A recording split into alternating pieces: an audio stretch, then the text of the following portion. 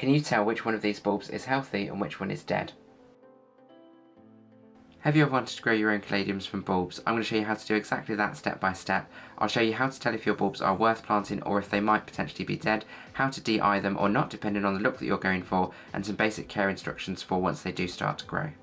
I forgot that I had this bag of Caladium bulbs in the cupboard until I was rummaging around for something else and then came across this. So I've got 5 Caladium bulbs that I bought at the end of last year in a Black Friday sale, I believe it was, and I've got 5 Caladiums in here, the Allure, Red Flash, Carousel, Caroline Wharton and Summer Breeze, so there'll be a really nice mix of colours from all of those varieties. While the labels are on the front, unfortunately the bulbs were just all in the bag together, so I don't actually know which one is which as they all look the same. So it's going to be a bit of potluck, and it'll be, I'm sure, a nice surprise when they do start to grow and I get to see the leaves and I'll be able to tell what is in each pot. So you can plant Caladium bulbs at different times early in the year depending on the temperature and where you're planting them. So it is early March at the moment, so it's quite early in the season for them, so you can plant them March to early summer. So as I'm planting these quite early on, they might need a little bit of extra care, particularly when it comes to temperature, which I'll touch on in a little bit. So it can be quite challenging to tell the bulbs apart as to whether they are viable or possibly dead, unless they've got some obvious signs of damage such as mould or maybe they're mushy. Then of course that won't be a healthy bulb. But if they look like this, they generally look the same. They look a little bit muddy, they look a little bit dried out because they've been dormant since winter, but you can use a couple of methods to check if they are healthy bulbs still. So you can start with the weight. So the healthy bulb should be heavier as it's full of healthy plant material, whereas the dead bulb, which is this one, is generally lighter as it feels like the plant material has dried up. You can also check the sound by giving it a tap to see how it sounds.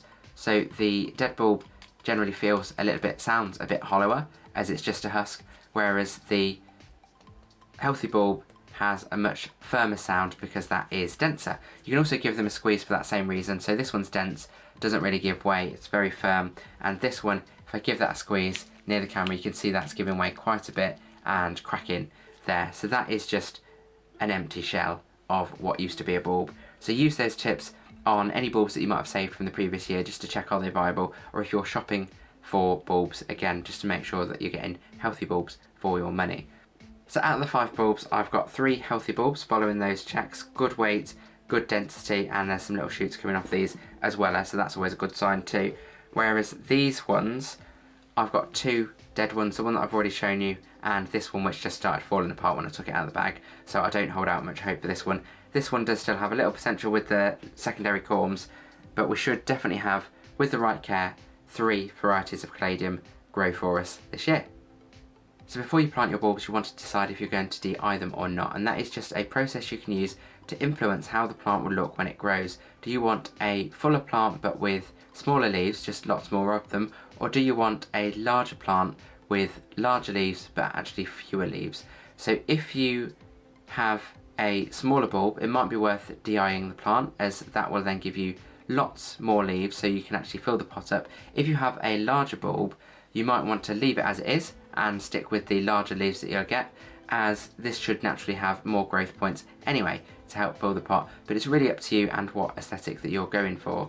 So when it comes to de-eyeing the bulbs, what you need to do is establish on the bulb where the terminal growth points are, and then you can decide whether or not you want to remove them. So if I just bring this closer, you can see the structure of the bulb, generally made of different sections. You've got the central or mother section in the middle, and over time, over the years, they'll start to grow off these offshoots or secondary corms, secondary bulbs, and each of those will have a terminal point and secondary growth points as well as around it. So if you are going to de-eye them, what you can do is remove where I've shown you there is that pointed bit here, that is the terminal point. You can actually remove that, very similar as I've said if you were taking the growth off a potato. You can use a sharp knife to remove that, and then the energy will be sent instead to the secondary growth points and push out more leaves. Equally, if you decided not to de-eye them, then all of the energy would instead be in this central growth point, and that will come up and produce the larger leaves, but just fewer of them. So with the bulbs that I've got, I can actually see that this larger one has been de-eyed before. If I just bring this a little bit closer to the camera, and you can see the white bit where the original terminal point had been cut out. So that would have been to obviously produce smaller leaves, but now that has actually produced quite a few more of those secondary corms around the outside with their own terminal points. I might actually leave that as it is now and get quite a few larger leaves on this one, whereas this smaller one, what I will probably do is actually remove that terminal point, and then that'll hopefully give me a few more leaves. And that is really easy to do. All you need to do is get a clean knife, make sure that it is clean and sterile, because you don't want to put any bacteria or germs in the bulb when you do decide to cut it out. And it's very, very much like you would be removing if you've ever cut any of the growths off a potato or something like that when you're peeling potatoes. All you need to do is take the knife and gently insert the point, twist it round to cut that central point out, and then remove it. So there's the central point on my thumb, and at the moment I've got a raw edge in the centre of the bulb. So what I'm going to do is leave that for a day or two just to let that sort of cure or dry over, because I don't want to plant this too soon, as again, because that's a raw edge, I don't want any potential nastiness that might be in the soil to get in there and then cause that to rot or cause any bacterial or fungal infection or anything like that. So if you do decide to de-eye, just give it a day or two before planting and make sure that's sealed over, then you can plant them. If you're not going to de-eye them, such as with this one, and you're going to leave it as it is for the big leaves, you can plant them straight away. So I'll show you how to do that next. So I've just got a basic potting mix here, and this is peat-free compost with some perlite for drainage and a little bit of coconut coir to hold a little bit of moisture, as caladiums like moist soil. I've also found that this is a really useful tool for mixing potting soil. It's from the kitchen, it's usually used for pasta or eggs, I think, but because of the claw and the holes in the back, it really does mix all of that soil together really well, so that'll probably be used for my plant endeavours going forwards, and I recommend using one of those too if you've got one in the kitchen. So I've just put some of that soil in a suitably sized pot for the caladium bulb, and I've just filled the pot, as you can see there, just to the level where the bulb will sit, and then we'll just put the soil over the top. So it's incredibly easy to do. All you're going to do is place the bulb about 4 to 6 inches down in the pot, depending on the size of the bulb and the size of the pot that you've got. So this should be fine at about 4 inches, or that's maybe 10 to 15 centimetres, depending on what system of measurement you use. If you are planting these, again, it can sometimes be difficult to tell what way round they are, because they do look a little bit similar. You can generally tell by where the growth points are, if it has any, or the top of the rounded bits of corm. So this is the right way up. As you can see, all the points on top, and usually the bottom is a bit flatter. So when we're putting it in the soil, we want the flat side down and then the points pointing upwards, as that's where it's going to grow. So if I just pop that in the pot and secure that in the soil, and you can see there, that bulb is nestled in the soil there, and all I'm going to do is take some of the additional soil and just top that up, and then that will be completed, and then it just needs the aftercare to help it start to grow over the next few weeks. So I'll do the same with the other ones. So that's the caladium bulb all potted up now. I've put the soil just below the level of the top of the pot, and now it just needs the right aftercare to help it start to grow. So now I'll give this a water and I'll keep the soil moist. I'll also need to keep this at a consistent warm temperature of around 20 degrees Celsius, give or take a couple of degrees. So I'll put it in a warm spot in the house, their kitchen like this, that's the warmest spot, or you can also use heated propagators or heated mats to provide that consistent warmth until it starts to grow. Later in the year it can take about 2 to 3 weeks to start to see shoots. As I'm doing this early, it can take a bit longer, maybe 6 to 8 weeks, depending on, I guess, how the bulb makes up and how happy it is, and we'll keep an eye out for shoots over the next few weeks. So this is only really part one of the video, as of course we need to wait for it to grow. So once it does start to grow, I'll be able to show you the varieties that actually worked, which ones were the healthy bulbs and what they look like. But I'll also be able to show you the difference between the plants of the de-eyed bulbs and the plants of the bulbs that we left as they were. Did we get fuller plants with smaller leaves for the de-eyed ones?